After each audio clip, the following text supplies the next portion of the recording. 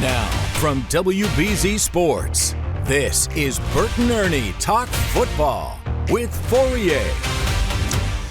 You know, it's never a dull moment around here. Welcome, everyone, to Burton Ernie Talk Football with Fauria. I'm Steve Burton. Happy New Year to you all. Patriots are AFC East champs. We got home playoff games to look forward to, but today we have hit a bump in the road that we just hope won't turn into a sinkhole.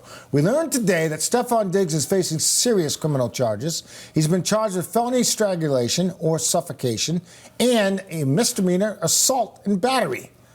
These are from an incident that happened back on December 2nd, by the way. Ernie Adams and Chris Fauria alongside.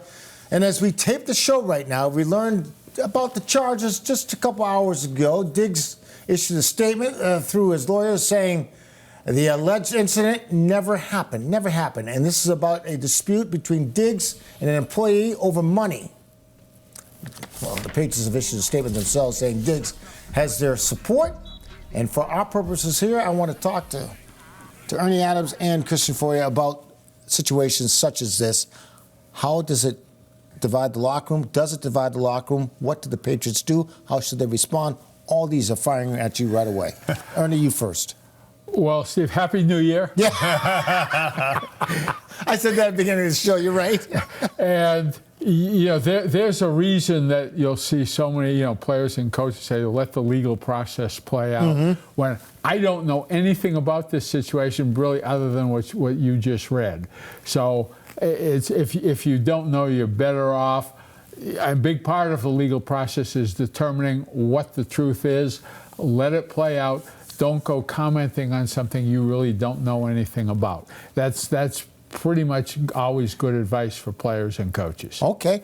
Christian, it's been smooth sailing this season so far, right? Yeah. Everything's been good, both on and off the field for the most part. It's been great. Right? And now I'm curious if Ernie would back me up on this. I think the one asset, the one characteristic NFL players should learn or understand or develop is the ability to compartmentalize your life, right? Which means you have your home life, and then you come to the building, you come to that facility, whatever issues you have, whatever distractions that may be existing. It can be as simple as your family coming in. It can be as crazy and as distractive, or not distractive as like a kid being born. Yep. Like when you get to that building, you need to focus. And everybody that goes in there needs to just kind of, because it's a short period of time in the big scheme of things as far as the day goes. So that goes for people and your teammates. So if you when you come into the building, you just have to let it go. You just have to ignore it. You can't, because the last thing you need to be doing is worrying about something like that when you're practicing third down, red zone. I know people will say, well, that's just a game. That's his life. So, then we're trying to, we win a championship, and that's important to people. So I think that, to me, after all the things that go on with players in all sports, they need to learn how to compartmentalize their life. No question. I mean, that's a great way to put it, by the way. Right. They're going to go out to practice. They got to be focused. If you go out on an NFL practice field, or even worse, an NFL game, and you're not really dialed into what you're doing, it's just going to be a real problem for you. And I think it's a learned trait, because it's hard for you not to care about these things. It's hard for you not to get affected by these things, and it just bleeds into a practice and it bleeds into a game. Well, the other thing you're leaving out is the media, because the media doesn't let it go. Right. Correct? The media is going to go in, ask Stefon Diggs about this situation. They may even ask his teammates about this situation. And I would, if you're not there, you don't know. So, I mean, I'm not going to comment on I hear you. This is where, let your lawyer write a statement for you, and the last thing as a player I think you want to do is get into talking about this, in the media, where it's never going to end.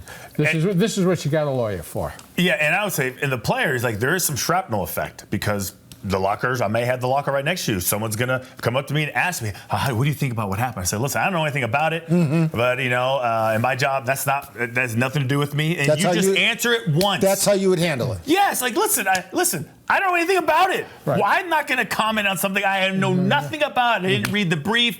I don't know. So I'm not going to put myself in that position. I still wouldn't know, because I'm sure Diggs talks to his buddies. He's got close friends on that team. What if you did know? I would say, listen, none of my business. I support him. That's it. Got a big game to go. I'm worried about the Miami Dolphins right now. How does Mike Vrabel handle it?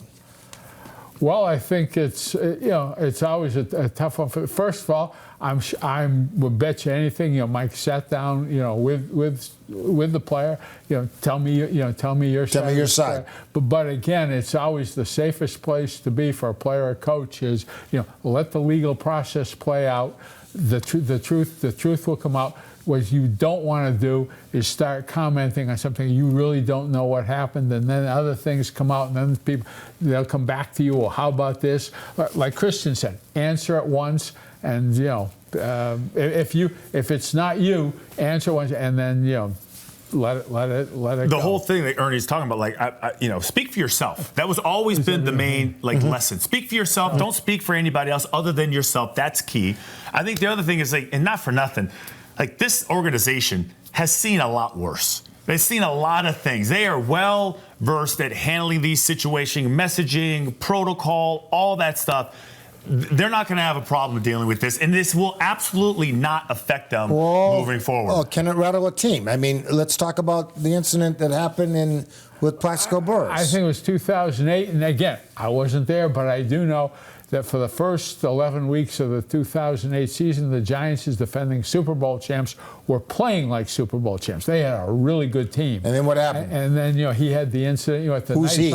Plaxico Burress. With the gun tucked in his pants, and the gun went off. The gun went off. But was he on the team? Did they remove him from the team? Because I think what I will tell you is the team basically fell apart for whatever reason. Yeah. It really they were rolling, and it came apart. I got a feeling Mike Vrabel was going to keep all this in-house, in check, close to the vest. And that's what you out. want. You don't want it to turn into a media circus. That's what you don't. Where everybody's getting distracted. Oh, and by the way, we're playing a playoff game here.